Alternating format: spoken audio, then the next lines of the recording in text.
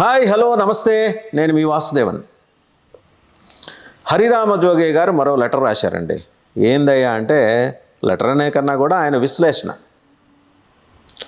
7 నియోజకవర్గాలు ఆయన ఐడెంటిఫై చేశారు. పార్లమెంట్ నియోజకవర్గాలు జనసేన నుంచోటానికి అనువైన నియోజకవర్గాలు, నుంచుంటే అక్కడ కావలసిన అభ్యర్థులు, వాళ్ళ వివరాలు దాంట్లో చెప్పుకుంటూ వచ్చారు. అందులో 1 విజయనగరం, 2 అనకాపల్లి, 3 కాకినాడ, 4 నరసాపురం, 5 మచిలీపట్నం, 6 తిరుపతి, 7 రాజంపేట, కడప జిల్లా, ఉమ్మడి జిల్లాల గురించి మాట్లాడుతున్నా. కడప జిల్లా రాజంపేటలో ఎంపీ అభ్యర్థులుగా S Balasubrahmanyam, son of Palakondarayudu గారు, ప్రముఖ నేత పాలకొండరాయుడు గారి కుమారుడు బాలసుబ్రహ్మణ్యం, ఆయన బలిజ సామాజిక వర్గం. రెండోది ఎంవి రావు గారు, రిటైర్డ్ ఎగ్జిక్యూటివ్ డైరెక్టర్ ఆర్టీసీ, ఈయన కూడా బలిజ సామాజిక వర్గం. వీళ్ళిద్దరిలో ఎవరికన్నా ప్రతిపాదించవచ్చని. తిరుపతి రిజర్వ్డ్ నియోజకవర్గంలో రిటైర్డ్ ఐఏఎస్ ఆఫీసర్ వరప్రసాద్, సరే ఆయన పేరు ముందు నుంచి అనిపిస్తుంది. మచిలీపట్నం బాలశౌరి, ఇబ్బంది లేదు, ఆయన అక్కడ నుంచున్నారు, గెలిచారు, కాపు సామాజిక వర్గం, అందరినీ కలుపుకుని పోయే వ్యక్తి.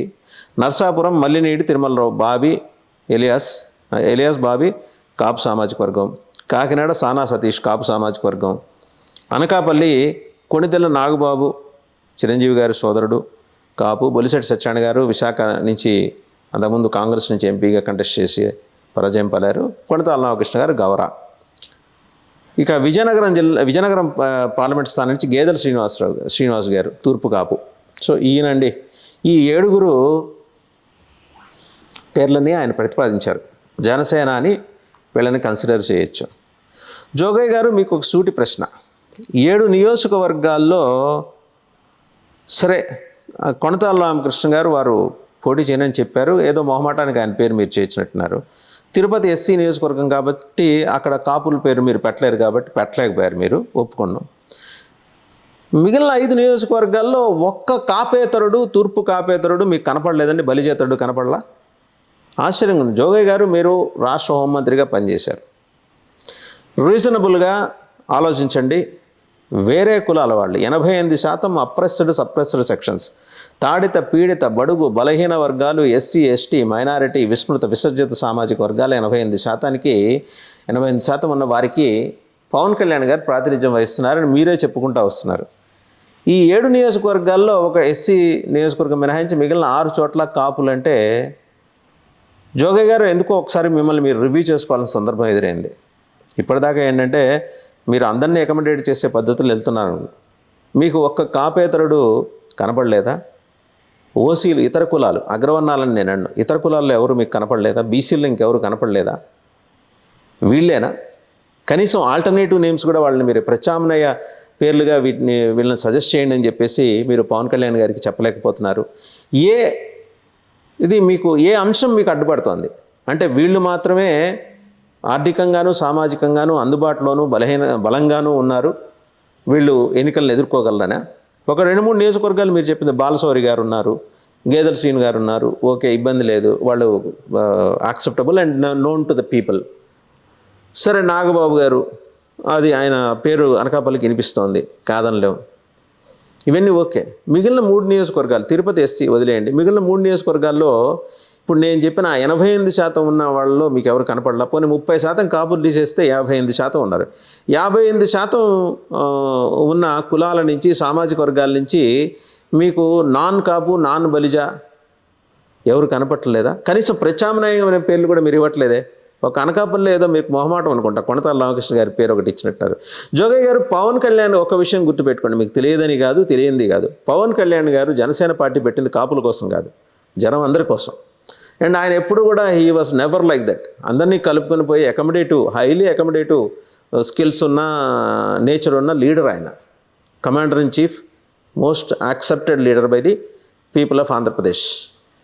ఆయనకి మీరు ఈ సజెషన్స్ ఇవ్వటం ద్వారా ఏదో ఒక అనుమానం మీ మీద కలిగేలాగా మీకు మీరే పరిస్థితులు క్రియేట్ చేసుకుంటున్నారేమో, ఇదంతా మీ చేత ఎవరో చెప్పిస్తున్నారేమో అని అనుమానం కలిగేలాగా పరిస్థితులు మీరు క్రియేట్ చేసుకుంటున్నారేమో అనిపిస్తుంది. ఒకటి, 50 నుంచి మీరు ఒక సమగ్రమైన వాదన తీసుకొచ్చారు. 60 నుంచి 70 నియోజకవర్గాలు, అసెంబ్లీ నియోజకవర్గాల్లో జనసేన 10,000 నుంచి 20,000 వరకు ఓట్లు తెచ్చుకోగలిగిందని మీరు చెప్పారు ఇంతకుముందు. ఆ సీట్లన్నీ జనసేనకి ఇవ్వాలన్నారు. సందేహం లేకుండా ఇవ్వాలి, ఖచ్చితంగా ఇవ్వాలి, నేను కూడా యాక్సెప్ట్ చేస్తాను. ఆ 70 సీట్లో పవన్ కళ్యాణ్ గారు చాలామంది బీసీలకు ఇచ్చారు.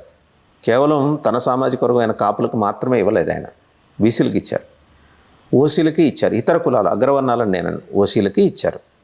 అలాగే ఈరోజు బీసీలు ఉన్నారు, ఓసీలు ఉన్నారు. ఆ 7 పార్లమెంట్ నియోజకవర్గాల్లో తిరుపతి మినహాయించి మిగిలిన 6 మీకు ఒక్కళ్ళు కూడా ఈ సామాజిక వర్గాల నుంచి కనపడలేదంటే ఆశ్చర్యంగా ఉంది. పార్లమెంట్ నియోజకవర్గాల్లో అసెంబ్లీకి కూడా మీరు ప్రతిపాదించిన పేర్లు ఇంతకుముందు చూస్తే ఒకసారి ఆ సందేహం కలుగుతోంది. మీరు తప్పులేదు, ఇప్పుడు 50 నియోజకవర్గాలు ఉన్న చోట 30 నియోజకవర్గాలు కాపుల్ని సజెస్ట్ చేయండి.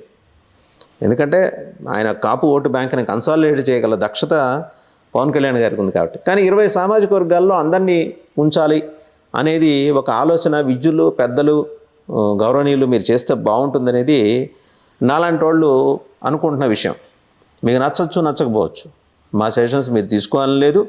అలాగే మీరు చేస్తున్న ఈ సెషన్స్ ద్వారా పవన్ కళ్యాణ్ గారి ఇంటిగ్రిటీని దెబ్బతీయటానికి తెలుగుదేశం ఇంకో రకంగా ముందుకు రావచ్చు. చూసారా ఆయన మొత్తం కాపుల పేర్లనే సజెస్ట్ చేయిస్తున్నారు వాళ్ళ హరిరామ జోగయ్య గారి చేత అని. వాస్తవంగా పవన్ కళ్యాణ్ గారికి మీ రాసే లెటర్స్తో ఎలాంటి నిమిత్తం లేకపోయినా రేపు ఆ నింద మోయాల్సి వస్తుంది. ఒకసారి రివ్యూ చేసుకోండి. నేను 88 ఏళ్ల వయసులో దాదాపు మీ 68 ఏళ్ల రాజకీయ జీవితంలో పోలిస్తే మేము అందులో మీ రాజకీయ అనుభవంలో సగం వయసు కూడా లేని వాళ్ళం. మేము చెప్పాల్సి, మాలాంటి వాళ్ళు చెప్పాల్సి రావడం దురదృష్టకరం. బట్ చెప్పాల్సిన ఒక అనివార్యత అయితే వచ్చింది. మీరు రివ్యూ చేసుకోండి. ఇది పవన్ కళ్యాణ్ గారి పార్టీ అందరి పార్టీ, జనసేన అందరి పార్టీ. అన్ని కులాలని కలుపుకుని వెళ్ళే సిద్ధాంతంతో ఒక కొత్త పంథాతో ఆయన ముందుకు వస్తున్నారు పవన్ కళ్యాణ్ గారు. ఇప్పటివరకు రాష్ట్రంలో తెలుగుదేశం కుల విభజనకి పాల్పడి నా పార్టీగా ముద్ర వేసుకుంటే అటువంటి పార్టీల కోవలోకే జనసేన కూడా వెళ్తుందనే అభిప్రాయాన్ని మీ లెటర్స్ ద్వారా మీరు వ్యక్తం చేయటం అనేది కరెక్ట్ కాదు. రివ్యూ చేసుకోండి. పవన్ కళ్యాణ్ గారి ఇంటిగ్రిటీని క్వశ్చన్ చేసే విధంగా మీరు రాస్తున్న లెటర్స్లో ఎక్కడన్నా ఒకసారి మీరు రివ్యూ చేసుకోవాల్సిన అవసరం అయితే స్పష్టంగా కనిపిస్తుంది. ఎందుకంటే ఆయన మొదల నుంచి మొత్తుకుంటా వస్తున్నాడు. ఏమని? నేను అన్ని కులాలని కలుపుకొని పోయే ఒక పార్టీగా జనసేనని తీర్చిదిద్దుతున్నాను. అలాగే 88% తాడిత పీడిత బడుగు బలహీన వర్గాలు, ఎస్సీ ఎస్టీ మైనారిటీ విస్మృత విసర్జిత సామాజిక వర్గాలు, ఇతర కులాలన్నిటికీ నేను ప్రాధాన్యం వహిస్తున్నాను, అదే నేను ప్రాతినిధ్యం వహిస్తున్నాను, వారందరి తరఫున పోరాడుతానని ఆయన చెబుతుంటే మీరు తీసుకొచ్చి మీకు తోచిన పేర్లు, మీకు నచ్చిన పేర్లు వాళ్ళందరూ అంటుంటారు. నేను అన్నాను, మీరు జ్యుడిషియస్గానే వ్యవహరిస్తున్నారు, కానీ మరింత జ్యుడిషియస్గా వ్యవహరించండి. మిగిలిన వాళ్ళు కూడా, మిగిలిన సామాజిక వర్గాల నుంచి కూడా అర్హులైన అభ్యర్థులు ఉంటారు, వాళ్ళందరినీ కూడా కన్సిడర్ చేయండి. పార్లమెంటుకి సంబంధించి మీరు చేసిన ఈ ప్రతిపాదనలో మీరైతే పునఃసమీక్షించుకోవాల్సిన అవసరం అయితే ఉందనేది నాలాంటి వాళ్ళు చేస్తున్న ఆలోచన. బెటర్. జోగయ్య గారు మీరు పెద్దవారు కాబట్టి ఏమి అనుకోవద్దు, బట్ మీరు దీని మీద పునఃసమీక్ష అయితే చేస్తారని నేను భావిస్తున్నాను.